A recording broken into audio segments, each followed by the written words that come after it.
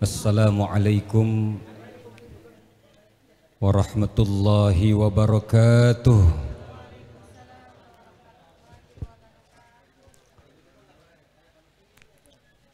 Bismillah, alhamdulillah. Alhamdulillahi haqqa hamdih. Wassalatu wassalamu ala sayyidina Muhammadin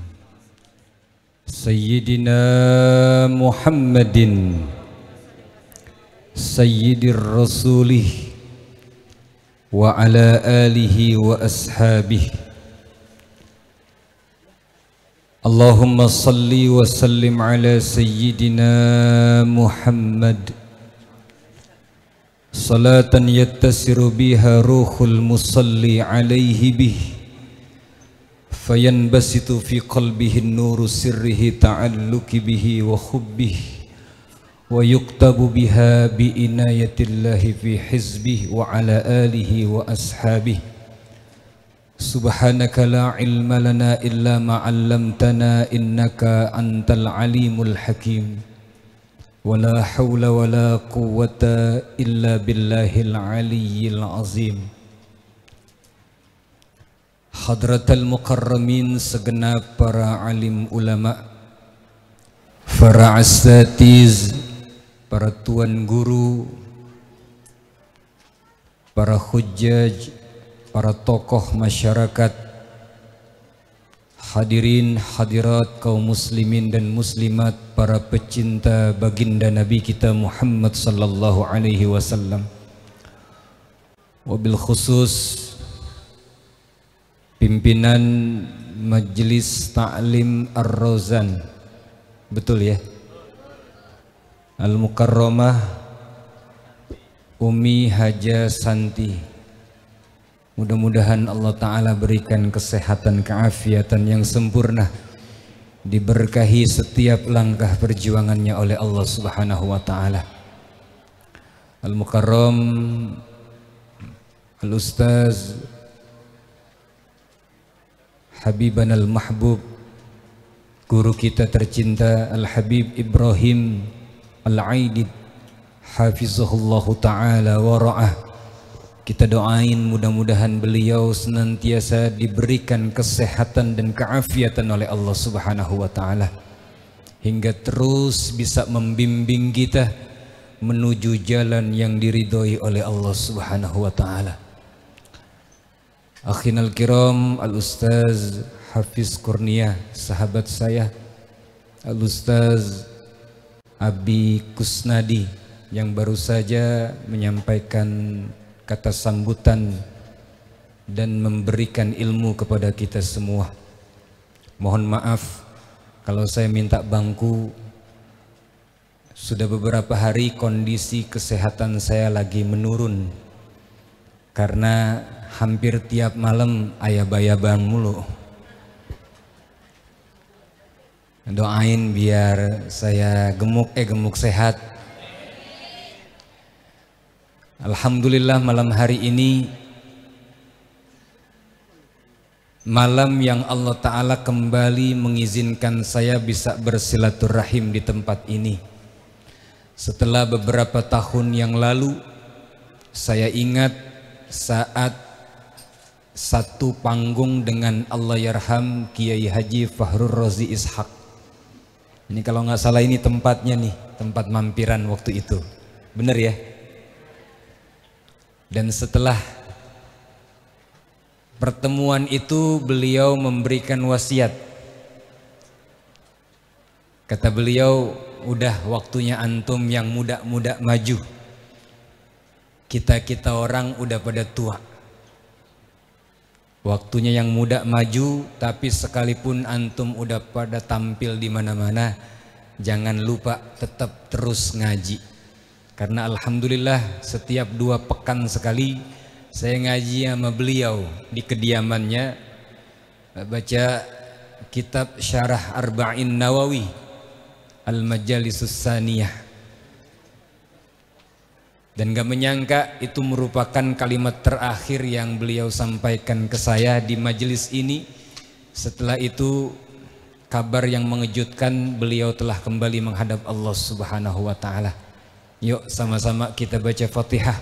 Kita doain beliau, mudah-mudahan Allah taala terangi alam barzahnya. Allah angkat derajatnya, dijadikan kuburnya raudhah min riyadil jannah bijahi Rasulillah. Al-Fatihah. A'udzubillahi minasyaitonir rajim. Bismillahirrahmanirrahim. Alhamdulillahi rabbil alamin arrahmanir rahim maliki yaumiddin. Iyyaka na'budu wa iyyaka nasta'in. Ihdinas siratal mustaqim. Siratal ladzina an'amta 'alaihim ghairil maghdubi 'alaihim waladdallin. Amin. Jam di tangan saya udah jam 22 lewat 19 menit. Ini kira-kira muludan di sini kelar jam berapa? Jam berapa, Bu? Hah? Jam 1. Enak aja lu ngundang apa ngontrak misalnya. Tapi kalau jam 1 oke, saya ladenin. Karena saya selalu menyuarakan di mana-mana bahwa penceramah itu enggak ubahnya seperti sopir taksi. Sopir taksi ngikutin apa kata penumpangnya. Betul, Bu? Kalau penumpang ngomong, "Bang, jalan terus," jalan nggak tuh sopir? "Bang, berhenti di sini," berhenti nggak tuh sopir? Saya juga begitu. "Ustadz, ya ceramahnya terusin." Lah saya lanjutin. "Ustadz, ngapa? Ceramahnya udahin." Lah saya berhenti. Cuman kan perkara terusin, argo juga tetap jalan terus, maksud. Bercanda ya, Bu. Jangan dipikirin panitia, jangan dipikirin, diusahain aja bagaimana caranya. Sudah banyak ilmu yang kita dapati. Pertama dari Kiai Haji Ainul Yakin. Saya kalau beliau ceramah saya yang nahanin. Kesian tukang sound system. Sudah banyak yang beliau sampaikan, insya Allah jadi ilmu manfaat buat kita semuanya. Nah, malam ini karena malam acara maulid, saya pengen kita semua bagaimana caranya agar rasa cinta dan mahabbah kita kepada Rasulullah itu mengalahkan cinta kita kepada siapapun dan kepada apapun juga. Shallu ala Nabi Muhammad. Sebagaimana yang dikutip oleh Al-Habib Umar bin Hafiz di dalam maulid beliau yang sudah terpopuler di mana-mana, yang bernama Ad-Diya'ul Lami'. Kata beliau, kewajiban kita sebagai umat kepada baginda Nabi kita Muhammad sallallahu alaihi wasallam, di dalam maulid itu dituliskan ada 4.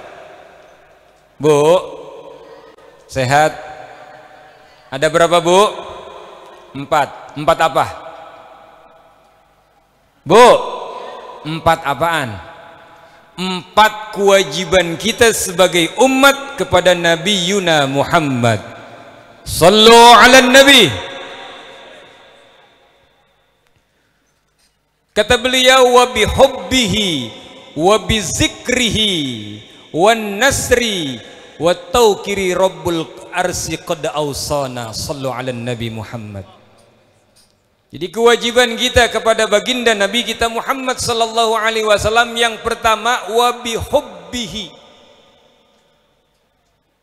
Wajib kita mencintai beliau melebihi kecintaan kita kepada siapapun dan terhadap apapun juga. Bagaimana cara kita mencintai beliau? Cara kita mencintai beliau, belajar dari para sahabat beliau. Itu sahabat Nabi itu begitu besarnya cinta kepada nabinya, sampai orang-orang kafir mengatakan, memuji para sahabatnya Rasulullah sallallahu alaihi wasallam, ma ra'aina ahadan yuhibbu ahadan kama yuhibbu ashabu Muhammadin Muhammada. Sallu ala Nabi. Kami ini enggak pernah melihat seseorang yang mencintai orang lain melebihi kecintaannya sahabat kepada nabinya Muhammad sallallahu alaihi wasallam. Jadi sahabat tuh cinta sama Nabi itu luar biasa. Saking besar cintanya para sahabat Nabi, Satu hari beliau pernah memerintahkan Sayyidina Abdullah bin Mas'ud radhiyallahu taala anhuma. Ketika Nabi habis dibekam, dibuang darahnya. Kalau kita darah kotor, kalau darah Nabi nggak ada yang kotor, betul? Dibuang darahnya itu, karena salah satu bagian dari kesunahan Nabi kita Muhammad dan sunnah para rasul, sittatun min sunnatil mursalin, ada 6 kesunahan. Salah satu adalah al-hujamah, berbekam. Jadi Nabi pernah dibekam, dibuang darahnya, ditaruh di sebuah wadah, dipanggil sahabat Abdullah bin Mas'ud radhiyallahu anhu. Kata Nabi, ya benar Mas'ud, ta'al, wahai Abdullah bin Mas'ud, kesini. Begitu ada di hadapan Nabi, kata Nabi, wahai Abdullah bin Mas'ud, ini darah kotorku. Kata beliau nih, kalau kita nggak boleh nyebut darah kotor Nabi Muhammad, karena darah Nabi itu suci. Ini darah kotorku, aku baru saja dibekam. Aku minta kepadamu, minta tolong kepadamu, tolong buang darah ini di tempat yang orang lain tidak mengetahui. Jangan sampai ada orang yang tahu. Itu pesan Nabi kepada Abdullah bin Mas'ud. Akhirnya kata ini sahabat, baik ya Rasulullah. Diambil wadah tersebut yang berisi darah, dibawa sesuai dengan pesan Nabi, dibuang di tempat yang orang kagak tahu. Dibawa kelilingan, dicari tempat yang paling sepi. Setelah ketemu tempat yang paling sepi, dia gali lubang. Begitu lubang udah digali, dibenamkan ini darah di dalam wadah. Pada saat pengen diuruk, apa pengen diuruk bahasa sininya? Ya, diuruk ya. Pengen ditutup, diurungkan niatnya.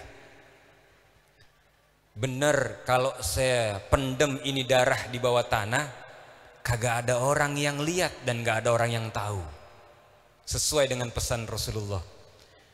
Tapi kata Abdullah bin Mas'ud, saya nggak tega kalau darah manusia yang paling mulia ini diinjek-injek sama orang yang lalu lalang. Akhirnya diurungkan niatnya, diambil lagi itu darah yang ada dalam wadah. Berpikir kemana nih, taruh di mana, letakin di mana.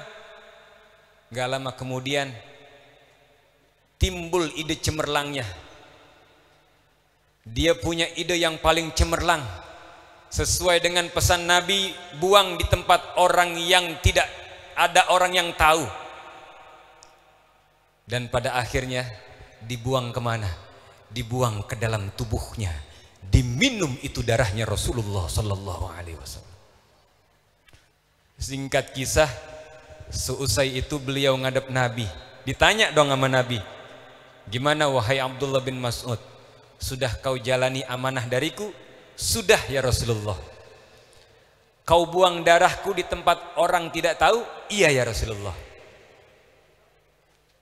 Orang nggak ada yang lihat? Enggak ya Rasulullah. Tempat itu aman? Aman sekali ya Rasulullah. Di mana wahai Abdullah? Di dalam perutku wahai Rasulullah. Sallu ala Nabi Muhammad. Begitu dengar di dalam perutnya, apa kata Nabi kita Muhammad sallallahu alaihi wasallam? Wahai Abdullah, muntahkan itu darah kotorku wahai Abdullah. Muntahkan segera. Abdullah bin Mas'ud, mohon maaf ya Rasulullah, kalau kali ini aku tidak akan pernah menuruti perintahmu. Karena aku berharap di dalam tubuhku yang hina mengalir darah manusia mulia. Sallu ala Nabi Muhammad. Sallu ala Nabi Muhammad. Pantas orang-orang kafir mengatakan, saya tidak pernah melihat seseorang mencintai orang lain sebagaimana cintanya sahabat Muhammad kepada nabinya Muhammad sallallahu alaihi wasallam. Sallu ala Nabi Muhammad. Ceramah kalau udah malam begini nih, lembek-lembek ibu-ibu tidur romannya. Paham Bu?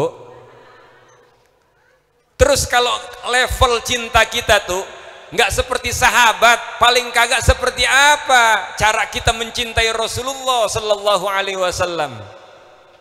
Rasul yang kasih solusi langsung. Apa itu? Man ahya sunnati faqad ahabbani. Barang siapa yang menghidupi sunnahku, Nabi yang mengatakan faqad ahabbani, maka orang tersebut sungguh telah mencintaiku. Wa man ahabbani kana ma'i fil jannah. Kalau orang tersebut sudah mencintaiku, nanti di surga satu lantai bersamaku, kata Rasulullah. Jadi cara kita mencintai Rasulullah, Bu, maaf ya Bang, ibu-ibu mulu Bang. Kalau ente mah anteng enak no, yang resek no. Kita meleng aja deh kongkoh pada. Cara kita mencintai Rasulullah, saudara, dengan cara menghidupi sunnahnya Rasulullah. Bagaimana menghidupi sunnah Rasulullah? Kalau 1 kali 24 jam seluruh kehidupan saya menghidupi sunnah Rasulullah, saya nggak akan sanggup, saya nggak akan mampu. Iya, mungkin di antara kita termasuk saya, tahajud tiap malam mungkin nggak sanggup, betul. Duha nggak pernah putus, mungkin kita nggak sanggup. Sekalipun kita tidak bisa menghidupi sunnah-sunnah yang itu, paling tidak jangan meninggalkan sunnah-sunnah yang mudah kita jalani dalam keseharian. Apa contohnya? Dari hal-hal yang terkecil saja Bu. Mulain kita masuk kamar mandi, Bu, masuk kamar mandi pakai kaki apa? Kaki kiri. Baca doa dulu. Baca doanya bukan di dalam kamar mandi. Di mana? Di luarnya. Baru masuk pakai kaki kiri, entar keluarnya baru kaki. Itu kan yang diajarkan Nabi. Begitu kita ngelihat anak kita atau cucu kita masuk kamar mandi, masuk toilet, bahasa orang sekarang, pakai kaki kanan, stop. Nah, jangan gunakan kaki kananmu untuk masuk ke dalam kamar mandi. Gunakan kaki kirimu. Inilah yang diajarkan Nabi kita. Ya Bu, ya Bu. Saya mau tanya. Ibu jawab yang jujur. Kalau jawab yang jujur, insya Allah yang punya utang, utangnya lunas. Caranya bayar.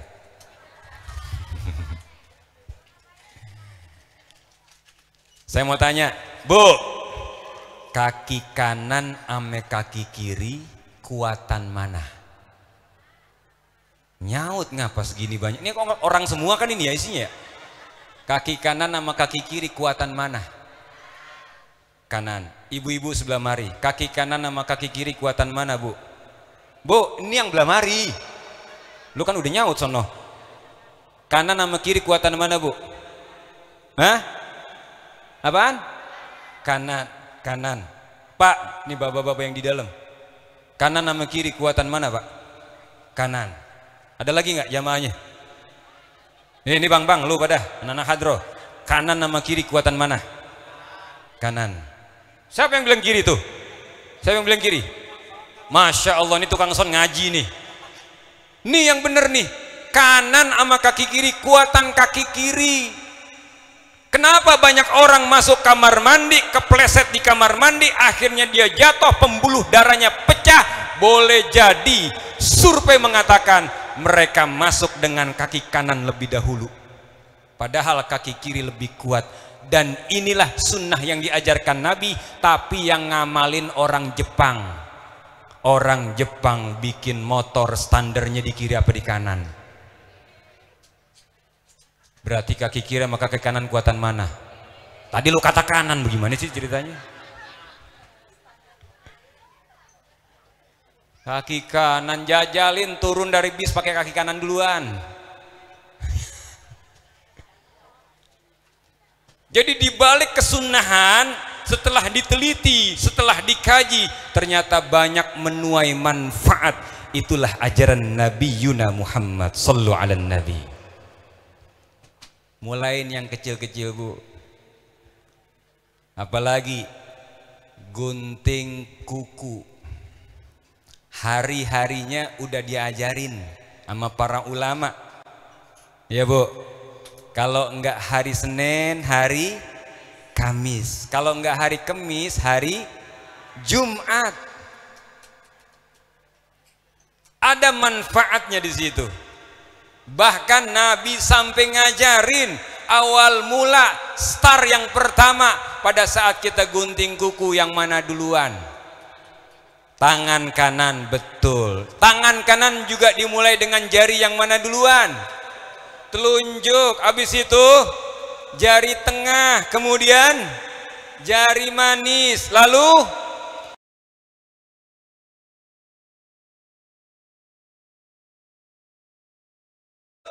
jari manis kiri, lalu jari tengah, kemudian telunjuk kiri, kemudian jempol kiri, baru terakhir jempol.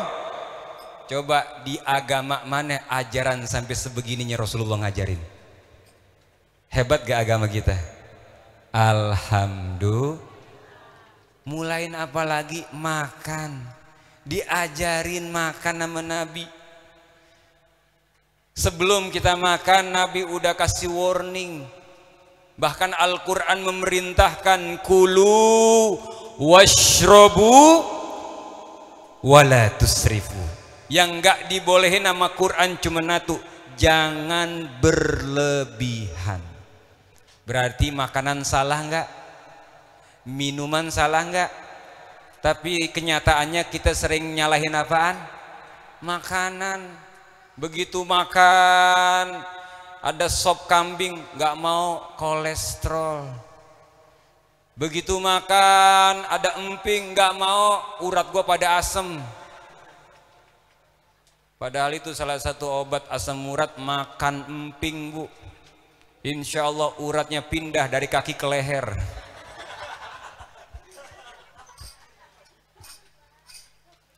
Kenapa kita jadi nyalain makanan? Coba lihat orang-orang tua kita dulu, pada pantangan nggak sama makanan? Enggak. Minumnya aja, saya ngalamin masih kecil, minumnya air tempayan. Tahu air tempayan? Yang ditutup ame tutup panci. Enak, greges di tenggorokan. Air tempayan. Karena kita nggak punya kulkas, dulu nyebutnya bukan kulkas, lemari es. Bener ya? Kita nggak punya, akhirnya kita taruh air tempayan. Siang-siang tengari dobrak, la ilaha illallah, minum air tempayan, greges di tenggorokan. Biar katanya di dalamnya ada kecunya 9. Tapi alhamdulillah sehat. Orang sekarang ya Allah banyak banget pantangannya. Udah begitu maaf-maaf, nama-nama penyakit juga pada aneh sekarang. Bener. Ada yang namanya leptospirosis, cikungunya, diabetes mellitus.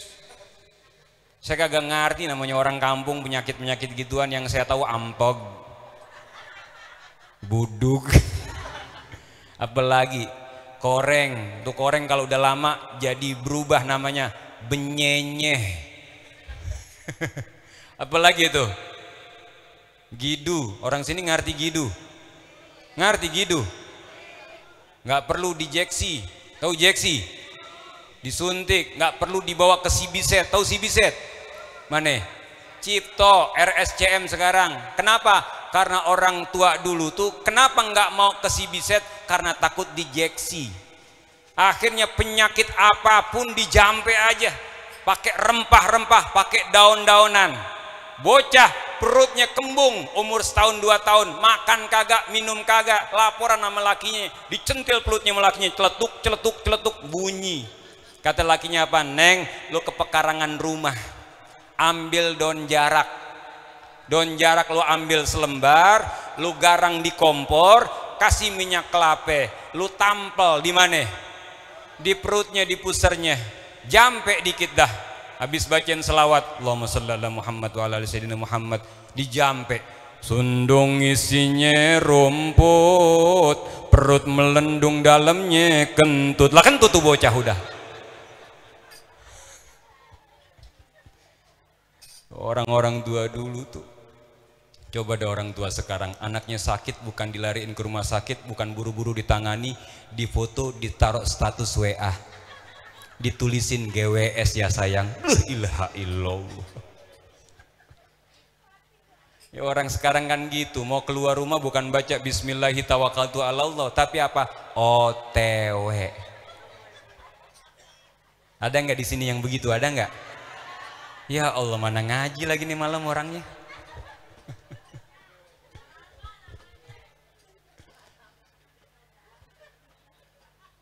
Orang-orang tua dulu tuh makanannya alami ya Bu ya. Buahnya juga nggak pakai disuntik, mateng juga mateng puun, betul. Enak buah-buah zaman dulu tuh, masih alami, buni, digebek, tahu digebek, dikasih gula pasir, dimakan enak banget ya. Ya Allah, lobi-lobi, sini masih ada lobi-lobi, udah kagak ada di Jakarta, udah nggak ada. Adanya salah satunya tuh di Rumpin daerah Bogor. Kenapa saya katakan demikian? Pada saat istri saya yang pertama dan yang terakhir, maksudnya ngidam anak pertama, saat itu namanya dia orang kampung, dia orang Pandeglang. Kalau tadi Ustadz Ainul yakin orang Padang, saya punya bini orang Pandeglang. Jangan macem-macem sama bini saya Bu, disantet ntar. Dia orang Pandeglang. Tumben-tumbenan begitu ngidam anak pertama, dia ngomong apa? Sayang, aku pengen lobi-lobi. Loh, manggil sayang pengennya lobi-lobi. Orang buah fir gitu ya Bu ya. Strawberry, blueberry pengennya lobi-lobi. Itu kan buah kampung dulu. Saya pikir ada di Jakarta, saya telusurin selatan, timur, barat, kagak ada. Pasar-pasar tradisional kagak nemu. Akhirnya dapat seminggu tuh saya kepusingan. Namanya ngidam anak pertama, khawatir kalau kagak dibeliin ntar dia kepengenannya nggak kesampean, akhirnya tuh bocah jadi ileran katanya. Lah saya takut, kan kita dulu didoktrin begitu ya, dan kita nggak pernah nanya dalil tuh orang tua kita, mana bak hadisnya, mana Qurannya, mana dalilnya, enggak. Karena anak-anak orang tua dulu tuh nurut-nurut. Rumah saya di Menteng Dalam, sampingnya kuburan Menteng Pulo. Itu asal jalan sama bapak saya, nunjuk-nunjuk kuburan, diomelin. Jangan nunjuk-nunjuk, isep tangan lu, ntar baba lu mati, begitu katanya. Lah kalau baba lu mati, baba dong, saya kata begitu. Kalau duduk di bawah bantal, duduk di atas bantal, kagak boleh ya Bu. Ntar ngapain dah? Bisulan. Anak perawan jangan nongkrong depan pintu. Hah? Terus pernah tuh kita dulu, mana Bu dalilnya, mana nyak dalilnya, enggak, tanya enggak, cuman orang sekarang aja, tengil banget lagunya, ntar nanya dalil, sampai muludan ditanyain dalilnya, emang ada tuh dalil muludan. Orang mah maulid seneng, betul enggak? Mengekspresikan kegembiraan, mengekspresikan rasa seneng, nggak perlu dalil, betul? Nih Ibu nih pulang dari maulid, tiba-tiba ketok pintu, suaminya seneng karena ibu datang maulid. Ya Bu ya. Akhirnya mah, karena mamah bisa datang ke maulid, papa nggak bisa datang jagain anak-anak. Nih bonus buat besok belanja mah 20 juta. Kira-kira seneng apa kagak Bu? Terus anak ibu nanya, dalilnya mana mah? Nggak ada dalil orang senang. Kita memperingati maulid karena ekspresi kecintaan kita kepada Habibuna Muhammad. Sallu ala Nabi Muhammad. Lanjut Bu. Yang pertama, cara kita mencintai Nabi yakni dengan jalan menghidupi sunnah-sunnahnya. Jadi hal-hal yang paling gampang deh jalanin, selangkah demi selangkah, biar nanti di hari kiamat kita diakui benar-benar sebagai umat. Betul? Kalau di dunia kan kita ngaku umat Nabi Muhammad, benar? Kata siapa dah? Nyaut ngapa nyaut? Di dunia ini kita umatnya siapa? Umatnya siapa? Nabi Muhammad kata siapa? Kata kita. Kalau kata kita itu namanya ngaku. Orang ngaku mah boleh-boleh aja. Yang mahal tuh kalau diakui, betul? Nih kita semua nih, ini Majelis Taklim Ar-Rozan seluruh jamaahnya nih. Saya kenal tuh sama Pak Anies Baswedan. Kata siapa? Kata kita. Kalau kata kita namanya apa? Ngaku. Yang jadi pertanyaan, Abah, Bapak Anies kenal gak sama kita? Kalau kita ngomong saya kenal tuh sama Abah Anies, terus kata Abah Anies, saya juga kenal sama kamu. Nah ini baru namanya connect tuh. Kita mengaku dan beliau mengakui. Ya Bu ya. Ini paham omongan saya? Selama ini kita ngaku sebagai umat Nabi Muhammad. Cuman yang jadi pertanyaan besar, apakah nanti di hari kiamat Rasulullah ngakuin kita sebagai umatnya? Apakah kita diakui sebagai umatnya? Jadi jangan sampai nanti kita hanya mengatakan ana ummatuka ya Rasulullah, ana ummatuka ya Rasulullah. Kata Nabi, laisa antum min ummati, bukan, kamu bukan umatku. Mau kita digituin sama Nabi? Kalau kita mau benar-benar diakui, buktikan. Dengan cara apa? Menghidupi sunnahnya. Bagian dari wujud kecintaan kita kepada beliau. Dari apa? Dari hal-hal yang terkecil tadi. Dari mulai masuk kamar mandi, dari mulai menggunting kuku kita, kemudian dari mulai makan kita, yang Nabi ajarkan makan selagi lapar, berhenti sebelum. Pada kenyataannya terbalik kita, lapar kagak lapar, yang penting ngelebok baik kita udah. Makan Masya Allah pagi-pagi bangun tidur, habis sembahyang subuh nasi uduk. Ntar jam 9 nasi padang.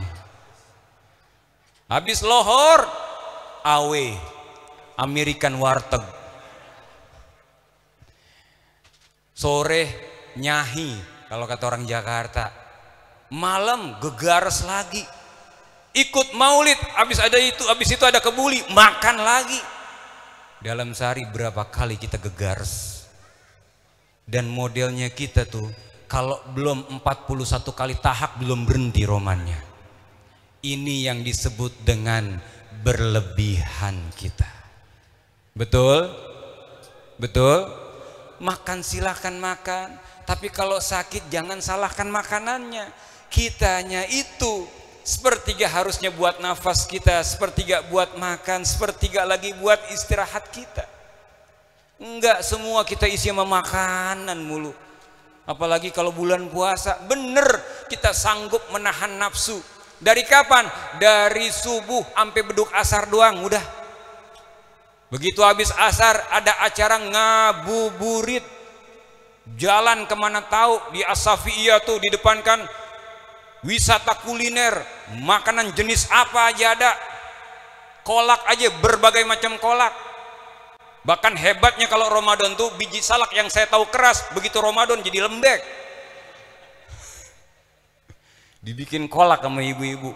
Semua kolak jenisnya kita beli, semua gorengan kita beli. Apalagi orang Jakarta buka kalau nggak pakai gorengan nggak enak, romannya kurang afdol ya Bu ya. Sama kayak kita, kalau belum makan nasi belum disebut makan, bener gak? Padahal udah makan lontong 2 meter, udah makan ketoprak, udah makan ketupat, lu udah nyarap belum? Kalau belum kena nasi belum disebut makan gitu. Ya Allah, kalau udah bulan puasa itu full satu meja kita isi dengan makanan dan minuman. Padahal di situ kita disuruh mengendalikan nafsu, esensi puasa. Tapi pada akhirnya dan pada kenyataannya jauh kita. Dan pada akhirnya makanan-makanan tersebut hanya jadi pajangan dan menjadi sesuatu yang mubazir buat kita. Bener gak? Begitu Allahu Akbar, Allahu Akbar, baru nyeruput teh manis sama kurma satu, yang lain hilang gak?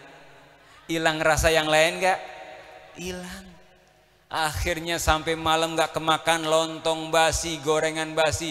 Akhirnya tuh lontong, gorengan, kolak kita buang kemana? Sampahan. Mubazir gak tuh? Mubazir. Udah tahu pelaku mubazir itu temannya setan. Besok kita lakuin lagi hal demikian. Mana nilai-nilai Ramadan kita? Nabi yang mengajarkan, makanlah selagi engkau lapar, berhentilah sebelum engkau kenyang kalau pengen sehat. Ya Bu ya, coba ikutin hal demikian yang diajarkan Nabi Muhammad. Insya Allah yang tadinya sakit jadi sehat. Tata cara makan ikutin Nabi, minum ikutin Nabi. Nabi yang mengajarkan kalau minum tuh sebaiknya jongkok atau duduk. Ini kita sering nggak minum diri. Udah minum diri pakai tangan kebot lagi. Ada nggak di sini yang begitu? Ada. Ya Allah, mana ngaji lagi orangnya. Ubah itu semuanya. Karena apa? Jangan sampai kita datang maulid, pulang sampai rumah nggak bawa Rasulullah dalam rumah tangga kita. Sayang-sayang, karena emang orang sekarang tuh pengen nyari penceramah, pengen cari dai itu yang lucu. Hingga begitu pulang ditanya sama lakinya, dari mana mah? Maulid Pak. Terus gimana ceramahnya? Oh lucu. Ibu kalau lucu, pengen yang lucu, undang pelawak, jangan undang kiai. Bener gak? Sayang-sayang, ini kan dana maulid tuh nggak dikit. Di mana-mana kita hadir maulid, tujuan apa? Biar kita tambah kenal sama Rasulullah. Biar kita semakin tahu dengan Nabi Muhammad. Sallu ala Nabi. Ini kadang pulang-pulang, keren tuh ceramahnya.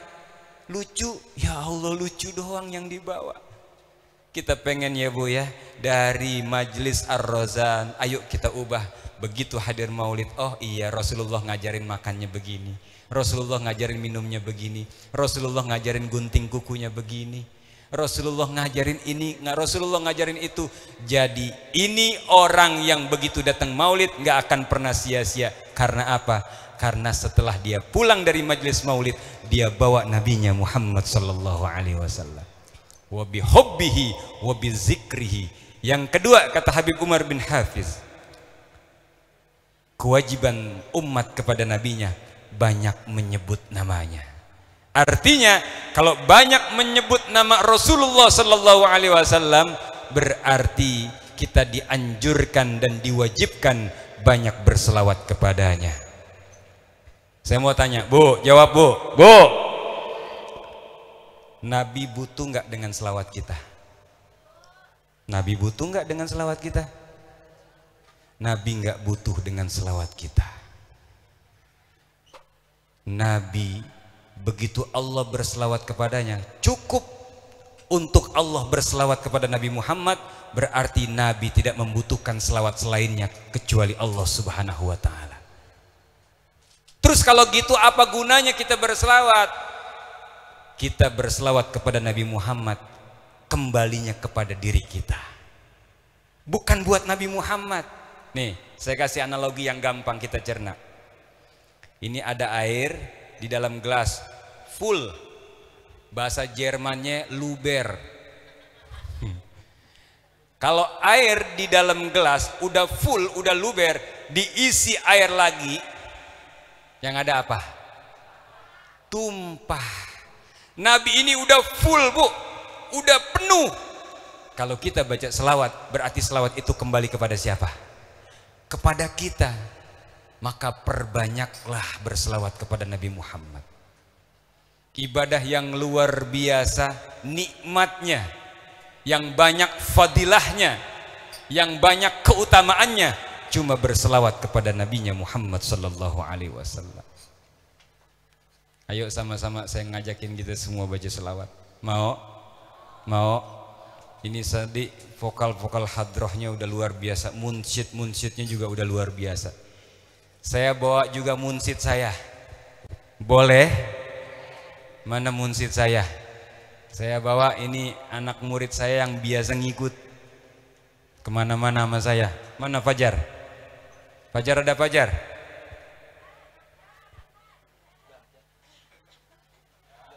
Mana Fajar? Beliau baca selawat, nanti yang ibu-ibu biasa ngikutin, yang biasa baca di majelisnya. Setuju Bu? Insya Allah acara kita malam hari ini kurang lebih selesai jam 3. Mana Fajar? Ada orangnya? Udah?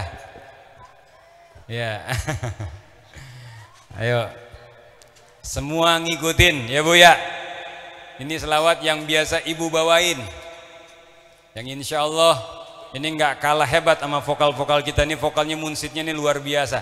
Dari tadi saya dengerin, Masya Allah suaranya luar biasa. Udah pada punya bini belum? Kalau yang punya bini ya pungut mantu dah. Bu, manfaat selawat di samping Allah Subhanahu wa Ta'ala mendatangkan banyak nilai kebaikan buat kita berupa pahala. Sini Jar. Nih saya kasih tahu dulu nih Bu, biar kita nggak bosan-bosan lisan kita baca selawat Nabi Muhammad. Bu, orang yang baca selawat, satu, tukfahammuk. Apa itu? Allah Ta'ala lapangkan dia punya dada. Yang tadinya sempit, yang tadinya sumpek, pikirannya kacau balau, kadang-kadang kesono kemari nepokin jidat aja. Ya Allah, hampir temennya bilang, "Kenapa sih Pok? Pusing gua." Pusing apa? Gua pusing apa? Ini orang yang gila. Padahal dia pusing, dia tahu dia nggak tahu pusingnya kenapa. Itu namanya orang yang hatinya sumpek, ya, yang pikirannya suka kacau. Banyakin baca selawat, maka nanti Allah Ta'ala akan lapangkan dia punya dada. Yang kedua, wa yughfaru dzambuk. Allah Ta'ala akan ampunin dia punya dosa. Bu, bukan hanya istighfar yang kita baca ngampunin dosa kita, tapi selawat yang kita baca Allah Ta'ala akan mengampuni dosa kita.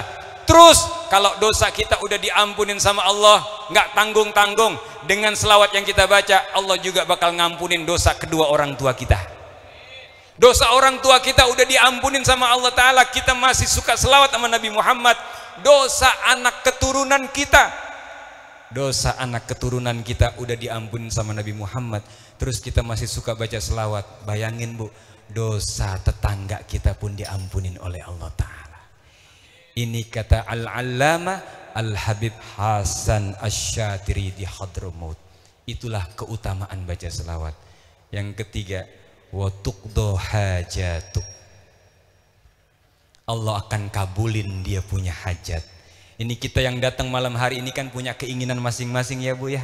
Yang pengen dilapangkan rizkinya, yang pengen utangnya diselesaikan, yang terjerat dalam pinjol. Apa tuh pinjol? Pinjaman online yang tiap hari rumahnya didatengin bangke, tahu bangke? Bang keliling, ya Allah udah puyeng banget. Insya Allah dengan berkahnya selawat dikasih solusi yang terbaik oleh Allah. Kita punya hajat masing-masing, kita punya keinginan masing-masing. Yang belum nikah, mudah-mudahan dengan baca selawat ditemukan jodohnya. Itu yang amin, yang udah nikah apa belum tuh romannya? Yuk sama-sama ya Bu ya, keluarkan suaranya. Insya Allah dengan selawat hati kita jadi adem.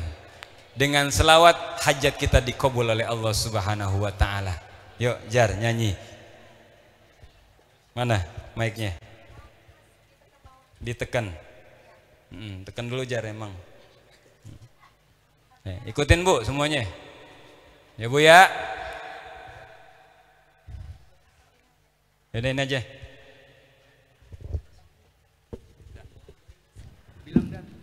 Allahumma salli wa sallim ala sayyidina Muhammadin wa ala alihi sayyidina Muhammad. Oh Nabi Muhammad, Nabi akhir zaman,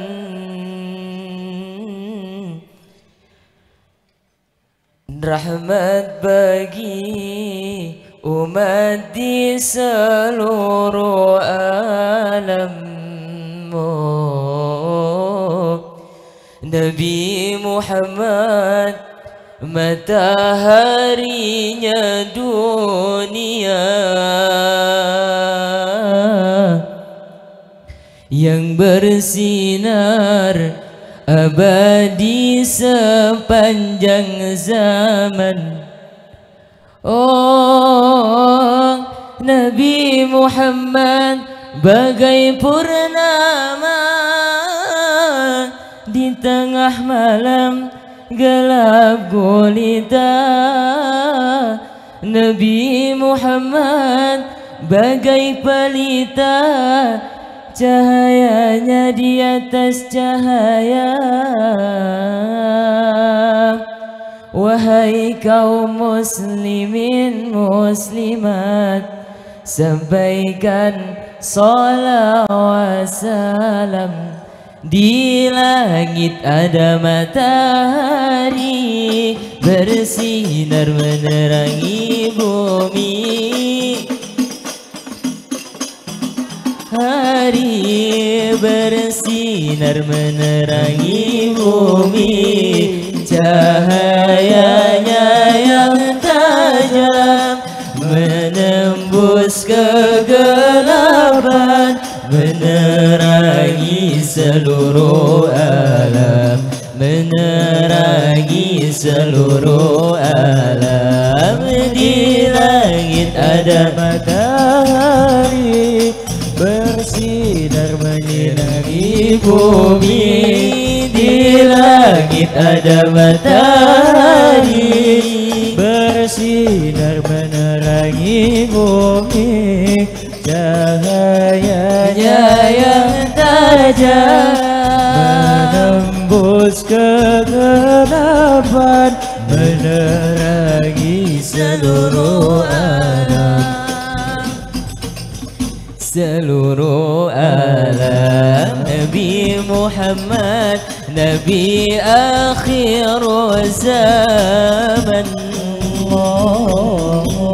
rahmat bagi umat di seluruh alam. Oh, Nabi Muhammad, mataharinya dunia yang bersinar abadi sepanjang zaman. Oh, Nabi Muhammad bagai purnama di tengah malam gelap gulita. Nabi Muhammad bagai pelita, cahayanya di atas cahaya. Wahai kaum muslimin muslimat, sampaikan salawat salam. Di langit ada matahari bersinar menerangi bumi. Di langit ada matahari bersinar menerangi bumi, cahayanya yang tajam menembus kegelapan, menerangi seluruh alam, menerangi seluruh alam. Allahumma salli ala sayyidina wa ashghili الظالمين. اللهم صل على سيدنا محمد واشغل الظالمين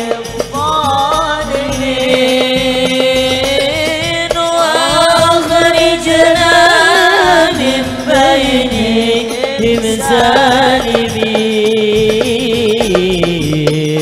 وعلى آله وصحبه أجمعين semuanya. Allahumma salli ala sayyidina محمد واشغل الظالمين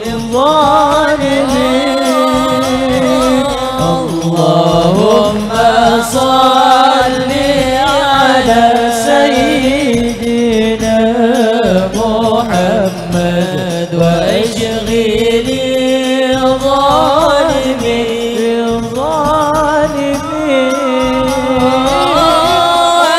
واخرجنا من بينهم وعلى آله وصحبه أجمعين اللهم صل صلاة كاملة وسلم سلاما تاما على سيدنا محمد الذي تنحل العقد وتنفرج به الكرب وتقضى به الحوائج وتنال به الرغائب وحسن الخواتيم ويستسقى الغمام بوجه الكريم وعلى آله وصحبه في كل لمحات ونفس بعدد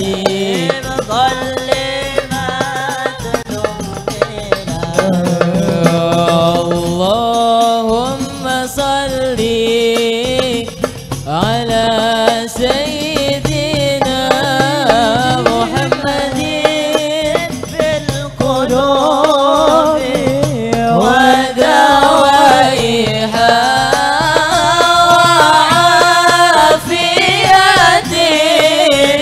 أبدان وشفائها ونور الأبصار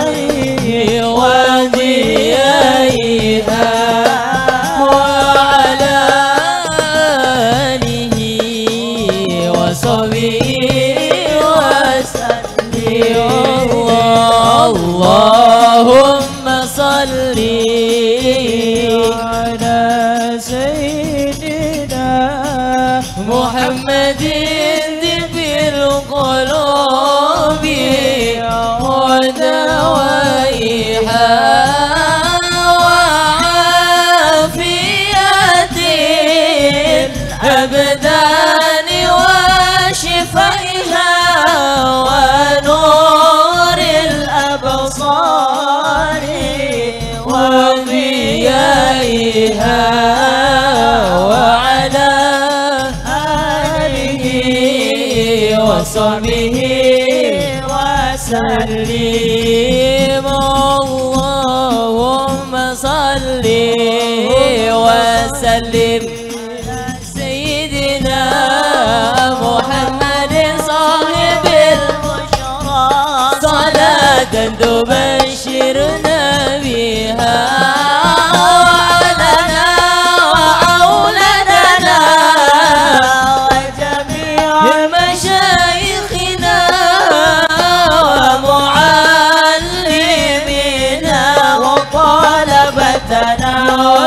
وطالبتنا من يومنا هذا إلى يوم الآخرة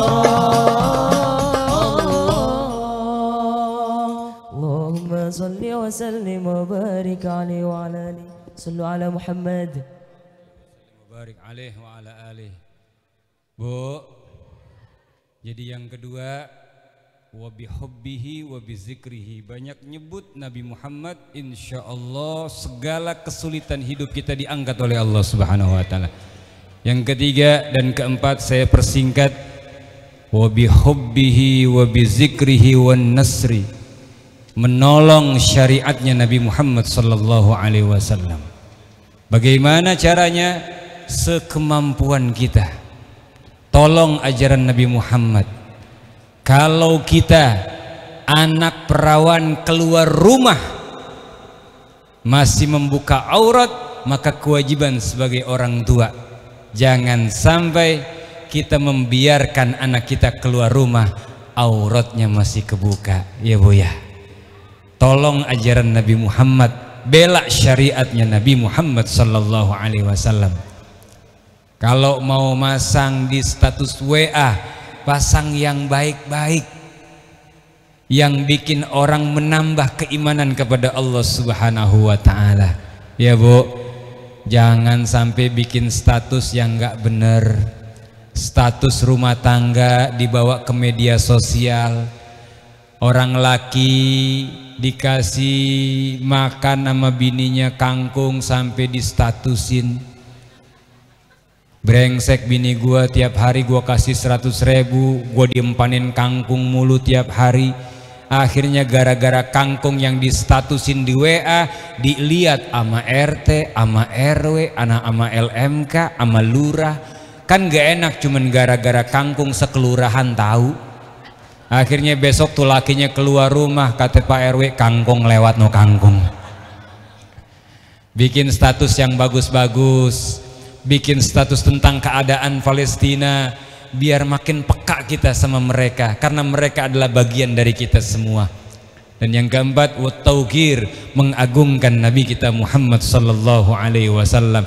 Mudah-mudahan dengan 4 ini insya Allah yang saya sampaikan dapat menginspirasi kita semuanya.